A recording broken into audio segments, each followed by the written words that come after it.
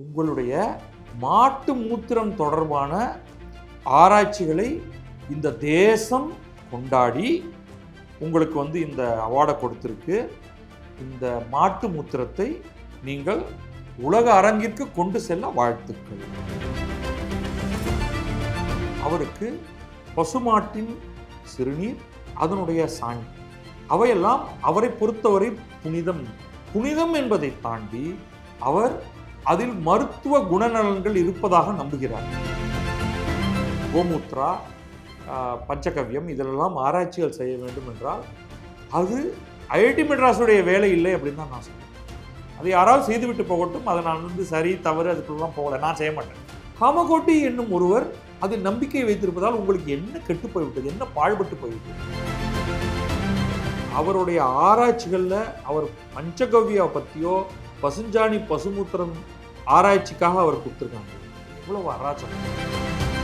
அவரை டிஃபெண்ட் பண்ண வரவர் இன்னொரு பெரிய சாதனையாளர். நீ யாருன்னே முகமே தெரியாத ஆளு.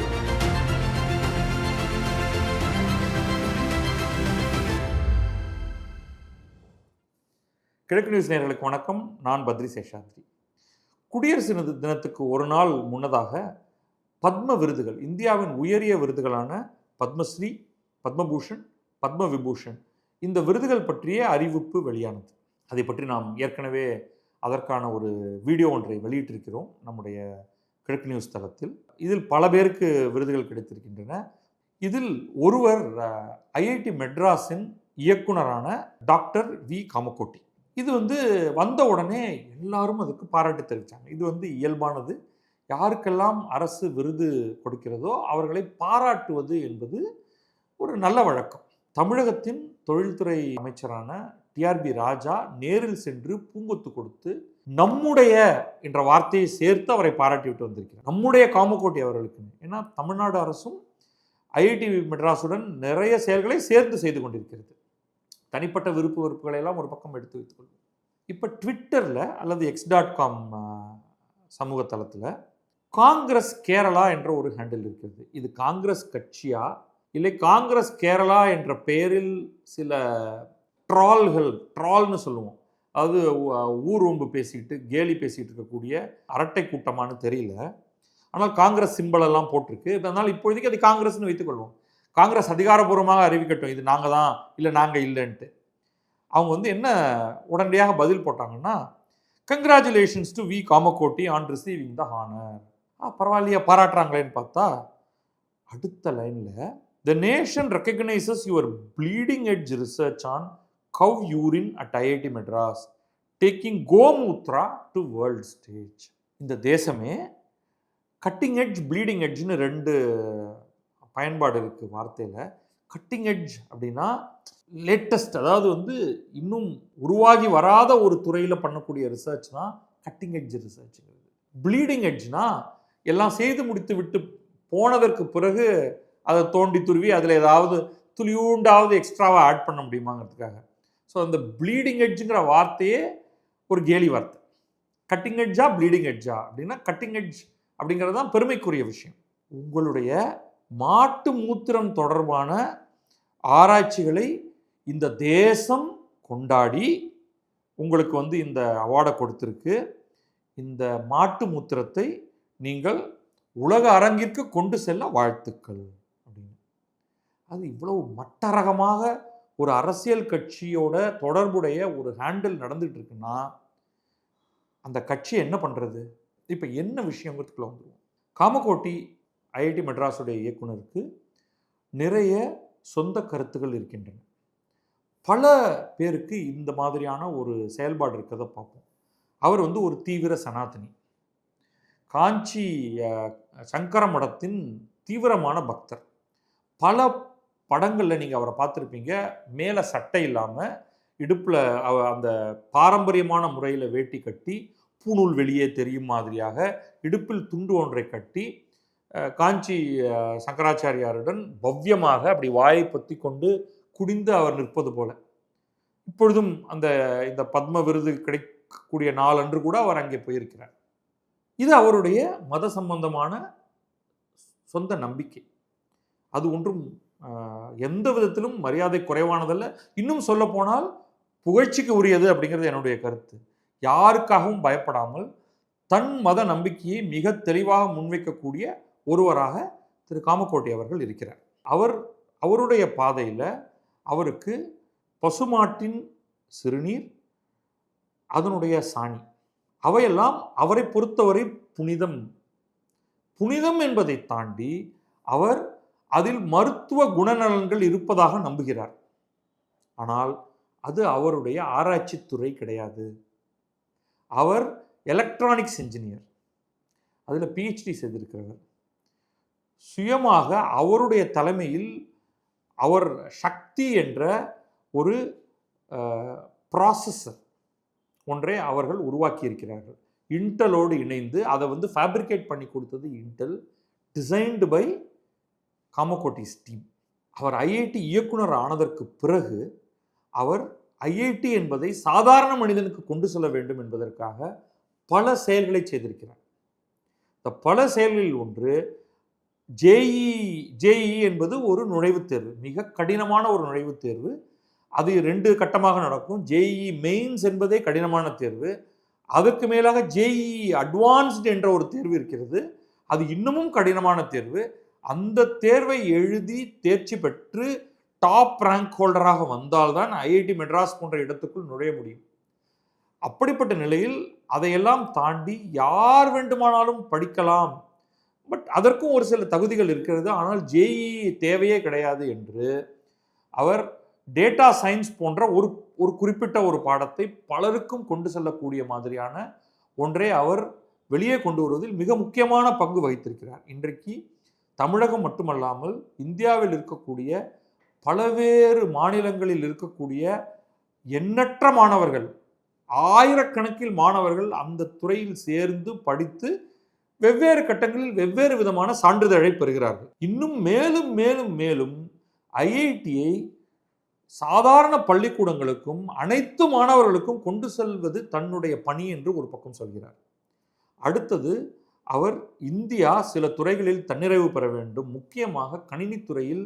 இன்றைக்கு ஆர்டிஃபிஷியல் இன்டெலிஜென்ஸ் என்றெல்லாம் நாம் பேசுகிறோமே, அதற்கு அடிப்படையாக நாம் கணினி ப்ராசஸர்கள் செய்வதில் மிக முன்னேற்றம் அடைய வேண்டும். நாம் அங்கே இல்லவே இல்லை, கேம்லேயே நம்ம இல்லை அப்படிங்கிறதை உணர்ந்து கொண்டு அவர் அதை பற்றி ஒரு பதைபதைப்புடன் பேசி வருகிறார். யாரிடமெல்லாம் பேச முடியுமோ அனைவரிடமும், நம்முடைய பிரதமர் வரை அனைவரிடமும் அவர் பேசிக் கொண்டிருக்கிறார். இங்கே அதற்கான ஆராய்ச்சிகளை அதிகப்படுத்த வேண்டும்.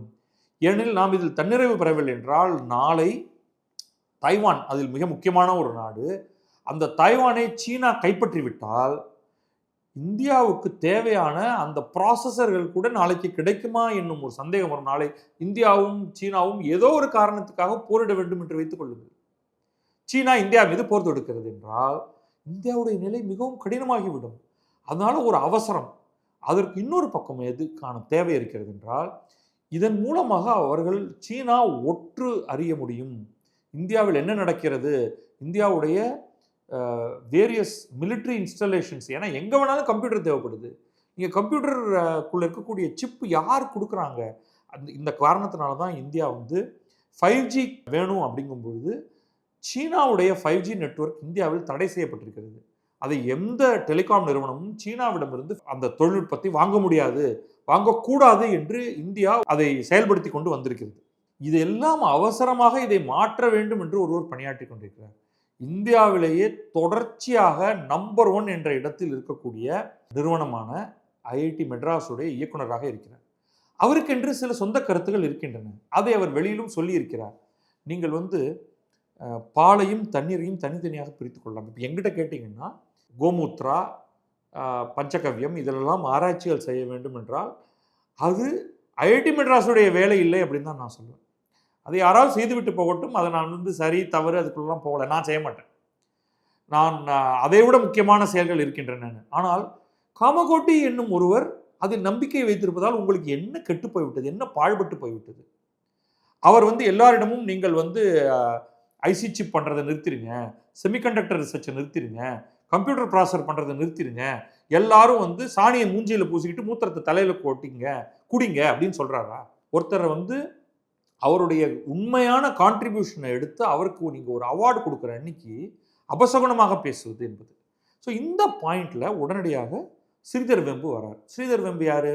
இந்தியாவிலேயே தனித்தன்மை வாய்ந்த ஜோஹோ என்ற நிறுவனத்தை உருவாக்கி இதே ஐஐடி மெட்ராஸில் படித்து வெளிநாட்டுக்கு சென்று பிரின்ஸ்டன் யூனிவர்சிட்டியில் பிஹெச்டி செய்து இதே துறையில் எலக்ட்ரானிக்ஸ் துறையில் அங்கே வேலை பார்த்துவிட்டு இல்லை இந்தியாவுக்கு தேவையான சிலவற்றை உருவாக்க வேண்டும் என்று இந்தியாவில் ஒரு நிறுவனத்தை ஏற்படுத்தி இன்றைக்கு தனித்து கிட்டக்க ஒருவர் கூட இல்லாமல் இந்த பர்டிகுலர் இந்த ப்ராடக்ட் ஸ்பேஸ்னு சொல்லுவோம், இந்தியாவில் மிகப்பெரிய நிறுவனங்கள் சர்வீசஸ் ஐடி சர்வீசஸ் பண்ணிட்டு இருக்காங்க, பெரிய பெரிய ஜாம்பவான்கள் இருக்காங்க, டிசிஎஸ், ஹெச்சிஎல், விப்ரோ, காக்னிசன்ட் அப்படின்லாம் வந்து எண்ணற்றவர்கள் இருக்காங்க, இன்ஃபோசிஸ் இப்படிலாம் இருக்காங்க. ஆனால் இவர்கள் யாருமே டாப் 5 எடுத்துப்போம், இவர்கள் யாருமே தனித்து இயங்கக்கூடிய ஒரு பெரும் எண்ணிக்கையிலான நிறுவனங்கள் பயன்படுத்தக்கூடிய மாதிரியான ஒரு மென்பொருளை தயாரிக்கவில்லை. இதில் வந்து இன்ஃபோசிஸ் போன்றவர்களும் இன்னும் ஒரு சில பேரும் பேங்கிங் சாஃப்ட்வேர்னு ஒன்று பண்ணியிருக்காங்க. அது வந்து பல இடங்களில் அவர்கள் ஃபினாக்கிள் போன்ற ப்ராடக்ட்லாம் இருக்குது. ஆனால் ஒரு மிகப்பெரிய சந்தை வாய்ப்பை ஏற்படுத்தக்கூடிய மைக்ரோசாஃப்ட் போன்றோ கூகுள் போன்றோ ஒரு ப்ராடக்ட் வந்து யாரும் பண்ணலை. ஜோஹோ அதை பண்ணிகிட்டு இருக்கு. அவர் இதே துறையில் மிக மிக சிறப்பான ஒரு சேவையை செய்து கொண்டிருக்கிறவர்.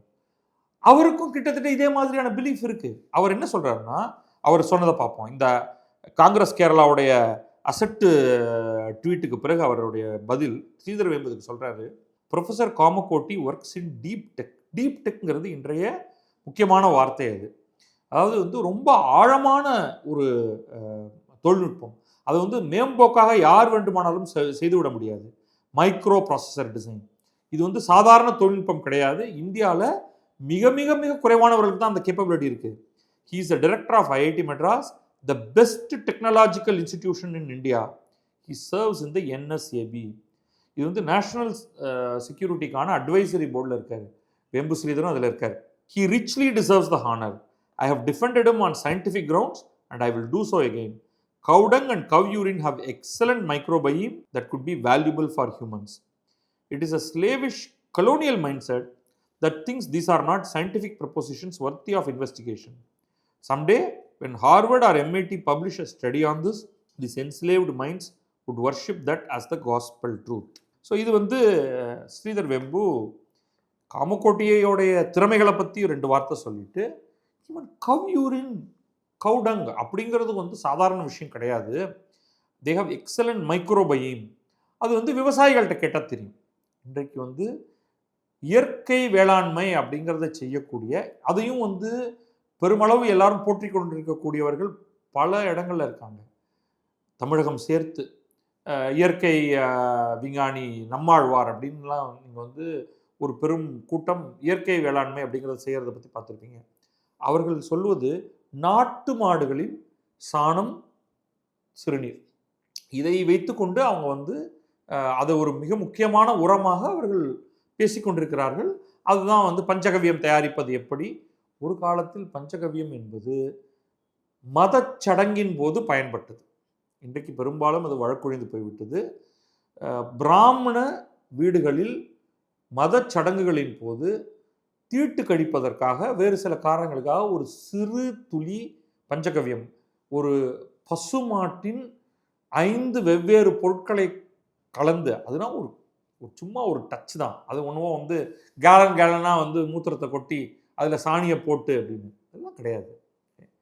அது வந்து பால், நெய், தயிர், கொஞ்சம் அதனுடைய சிறுநீர் மற்றும் அதோடைய கழிவு அதெல்லாம் வைத்துக்கொண்டு எதை தயாரிக்கிறாங்கன்னு வச்சுக்கோங்க. அது வந்து ஒரு துளி தொட்டு வாயில் வைப்பார்கள். அது மத நம்பிக்கை. அதனால் உனக்கு என்ன கெட்டு போச்சு. ஆனால் அவர்கள் வந்து வேளாண்மை போன்ற இடங்களில் அதை பற்றி பேசும்பொழுது அவர்கள் சொல்வதே வேறு. ரைட். இன்னைக்கு வந்து நீங்கள் எந்த இயற்கை விவசாயிகிட்ட கேட்டாலும் அவர் வந்து எல்லா மாட்டையும் சொல்லலை, இந்திய நாட்டு மாடுகள் அப்படின்னு குறிப்பாக சொல்கிறாங்க. எனக்கும் அதுக்கு மேலே அதில் வந்து பெரிய ஆராய்ச்சி செய்தவன் அல்ல. ஸோ ஸ்ரீதர் வெம்பு ஒரு மிகப்பெரிய ஒரு ஃபார்மில் வந்து அவங்க வந்து ஃபார்மிங் பண்ணிகிட்ருக்காரு. அவர்னா அவருக்கு கீழே கவனிக்கிறவங்க இருக்காங்க. அது நானே நேரில் போய் பார்த்துருக்கேன். இன்னொன்று, இந்த ஐஐடி மெட்ராஸில் நான் படித்திருக்கிறேன். இது வந்து டிஸ்க்ளைமராக சேர்த்துங்க. ஸ்ரீதர் வெம்பு எனக்கு அவரை நன்றாக தெரியும். அவர் மாணவராக இருக்கும்போது நானும் அவரும் ஐஐடி மெட்ராஸில் ஒரே நேரத்தில் படித்தோம். அவர் என்னை விட 2 வயது மூத்தவர். அதனால 2 வருஷம் சீனியர் எங்கள் படிப்பில். இங்கே 2 பேரும் ஒரே ஹாஸ்டலில் இருந்தோம் நாங்கள். இப்போ அவர் வந்து இந்த ஒரு பாயிண்ட்டை சொல்கிறாரா, உடனே காங்கிரஸ் கேரளாவுக்கு இன்னும் குஷி. உடனே ஒரு பெருசாக research is not about quoting random western research papers out of context. Why only cow dung? What about அடுத்து ஏன் எரும மாடு என்னாச்சு, ஆடு என்னாச்சு, ஏன் மனிதர்களுடைய கழிவுகள் என்னாச்சு அப்படின்னு கேட்குறாங்க.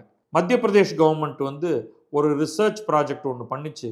அதில் வந்து இந்த மாதிரி கவ்யூரின், மில்க், கர்டு, கீ, இப்போ நான் சொன்னேன் இல்லையா, கவுடங், கவ்யூரின், மில்க், கர்டு, கீ, இந்த 5ஐயும் கலந்தால் கிடைப்பது தான் பஞ்சகவ்யா. இது வந்து இது கேன்சர் ட்ரீட்மெண்ட்டுக்கு பயன்படும் அப்படிங்கிறதுக்காக ஒரு ரிசர்ச் ப்ராஜெக்ட் பண்ணுது. அதில் என்னடானா வெறும் 15லேருந்து 20 லட்சம் ரூபா பெருமானம் உள்ள பொருட்களை வாங்குவதற்காக 1.92 கோடி பணத்தை வாங்கிட்டாங்க. அந்த இன்வெஸ்டிகேஷனில் வந்து கலெக்டர் கண்டுபிடிச்சிட்டாரு, total allocation for the project 3.5 கோடி. மீதி பணத்தை என்ன பண்ணாங்கன்னா கார் வாங்கினாங்க, பெட்ரோல் டீசல் ஃபில்லப் பண்ணாங்க.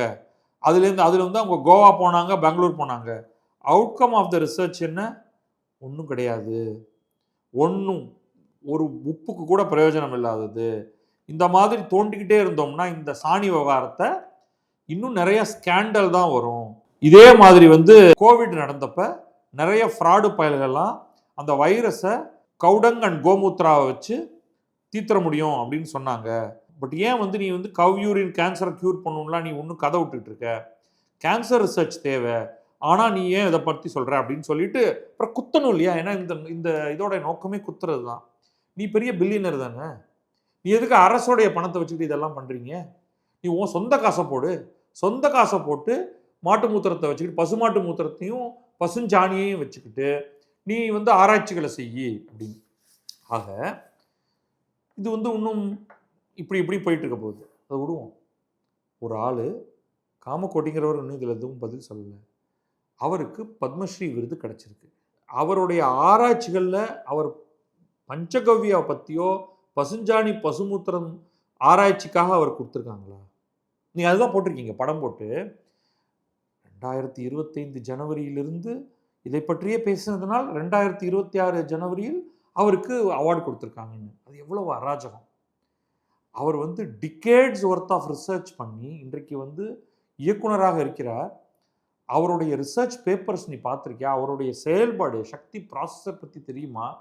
அவர் வேறு என்னென்ன பங்களிப்பு செஞ்சுருக்காரு அப்படிங்கிறத விட்டுட்டு கேலி பேசணும் போது அவரை டிஃபெண்ட் பண்ண வரவர் இன்னொரு பெரிய சாதனையாளர். நீ யாருன்னே முகமே தெரியாத ஆள். உன் கட்சியை பற்றி பேசணும்னா அது வேற டிரெக்ஷனில் போகும். நீங்கள் உட்காந்துட்டு வந்து வக்கனையாக கேலி பேசிட்டு ஒரு ரொம்ப பெரிய முற்போக்கு சித்தாந்தத்தின் உச்சியில் இருக்கிறவங்க மாதிரி பேசிகிட்டு இருக்கீங்க. கிரேஸ்ஃபுல்லாக எப்படி நடந்துக்கணும்னு தெரியல. இதுக்கு மேலே வந்து உங்களை கண்டிப்பதை தவிர எனக்கு வேறு ஒன்றும் தெரியவில்லை. அவர்களுடைய அந்த ரிசர்ச் பிடிக்கல அப்படின்னா நான் மாட்டுக்கு தள்ளி போயிட்டே இருக்கலாம். நீங்கள் வந்து இப்பொழுது இருக்கக்கூடிய அரசுக்கு எதிராக நீங்கள் இந்த இதெல்லாம் ரிசர்ச் பண்ணாதீங்கன்னு சொல்லுங்கள். நாங்கள் ஆட்சிக்கு வந்தால் இந்த ரிசர்ச் எல்லாம் நிறுத்திடுவோம்னு சொல்லுங்கள். உங்களுக்கு எல்லா உரிமையும் இருக்கிறது. ஒரு தனிநபருடைய நம்பிக்கையை வைத்து அவர்களை குறைத்து மதிப்பிடாதீர்கள். அது உங்களுக்கு நல்லதல்ல. நன்றி, வணக்கம். நான் பத்ரி சேஷாத்ரி. இது கிழக்கு நியூஸ்.